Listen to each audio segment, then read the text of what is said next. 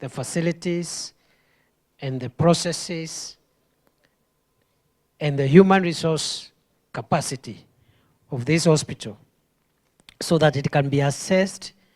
and upgraded from the current level 5 to level 6. As you are aware, level 6 is a national teaching and referral hospital, and it is therefore going to be the same level with the other level 6 hospitals we have in the country, like Kenyatta National Hospital, like KU Teaching and Referral Hospital, like Moi Teaching and Referral Hospital in Eldoret, and this hospital will continue serving even better the residents of Meru County. The residents of this region will have no reason to travel to Nairobi or to travel elsewhere for any kind of treatment. So we are going to get the best specialists, doctors, we are going to get the best medical personnel and the best facilities. And we are running this program simultaneously in the sense that as we develop the physical facilities, like the buildings we are putting up,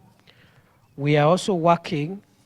to equip or to source for equipment at the same time, so that as the buildings come up, we'll just come and start installing the equipment.